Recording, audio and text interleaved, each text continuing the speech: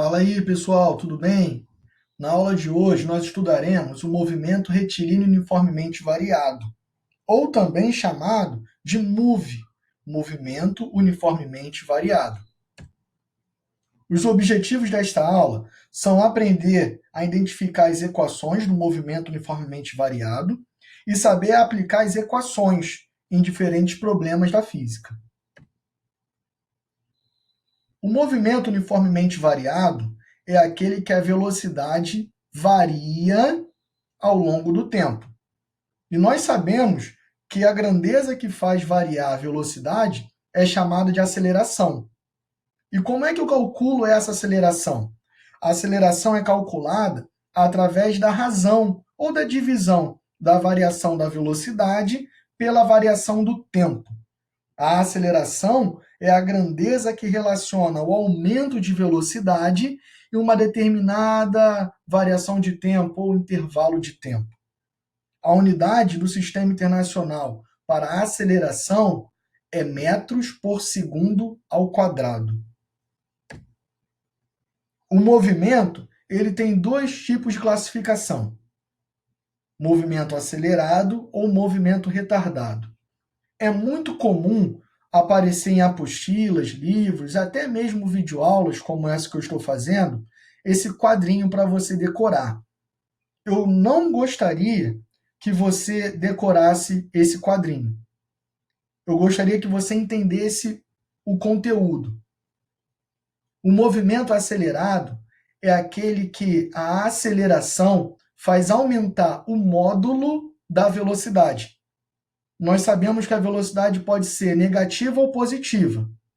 Quando o movimento é acelerado, eu estou aumentando o módulo da velocidade. E quando o movimento é retardado, eu estou diminuindo o módulo da velocidade. Aí você vai misturar esse novo conceito, essa nova atividade que nós estamos aprendendo, com o que você já aprendeu em movimento uniforme, quando ele é progressivo e retrógrado. O progressivo ocorre quando a velocidade é positiva e o retrógrado quando a velocidade é negativa. O movimento uniformemente variado, ele varia a sua velocidade de maneira constante. A aceleração, ela também é constante. Por isso que a cada segundo que passa, eu vario de mesma maneira a minha velocidade. Observa nesse gráfico aí que eu coloquei, nessa representação. No instante 1 segundo, a velocidade era de 10 km por hora. No instante 2, a velocidade é de 20 km por hora. No instante 3 será 30, no instante 4 será 40, no instante 8 será 80 e assim sucessivamente.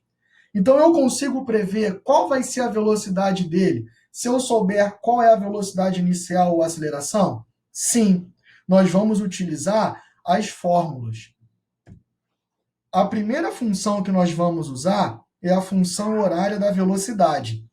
Nela é expressada qual a velocidade final, desde que eu saiba qual é a velocidade inicial e a aceleração. Para determinar o valor dessa velocidade, eu vou multiplicar a aceleração pelo tempo e somar a velocidade inicial.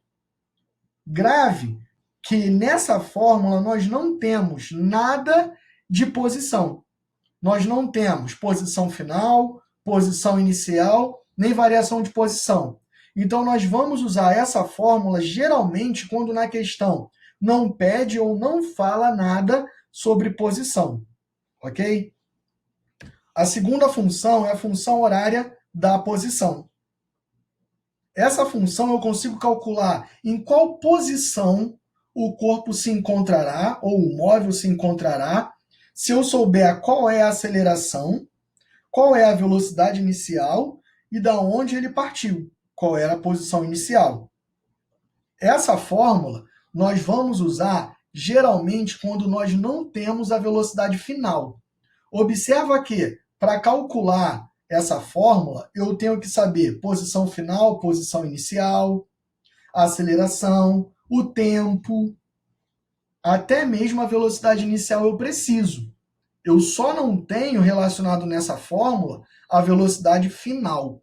Então, se na questão não pediu ou não deu a velocidade final e está pedindo para você calcular qualquer uma dessas outras grandezas, tenha certeza que você vai usar essa função.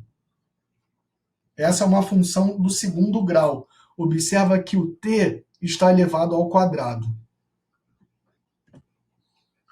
Por último, e não menos importante, a equação de Torricelli.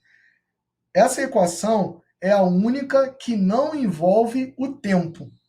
Ou seja, para eu conseguir calcular qual a velocidade final do corpo, eu só vou precisar da velocidade inicial, da aceleração e da variação de posição que esse corpo teve. Se eu não tenho o tempo relacionado na questão, eu tenho certeza absoluta que eu vou usar a equação de Torricelli. Essas são as três principais fórmulas desse movimento. Vamos usá-las para calcular algumas questões. A primeira questão que eu coloquei é uma questão da FUVEST. Essa questão é bem completa. E fala assim, ó, um veículo parte do repouso, ou seja, velocidade inicial igual a zero, em movimento retilíneo, e acelera com aceleração escalar constante, igual a 2 metros por segundo ao quadrado.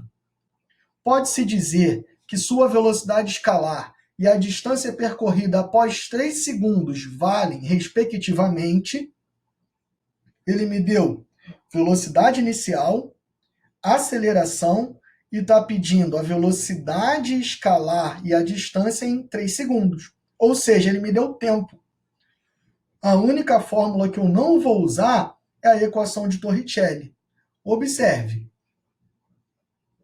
Se eu utilizar a fórmula V igual a V0 mais AT, eu consigo substituir os valores que ele me deu e acho que a velocidade final é de 6 metros por segundo.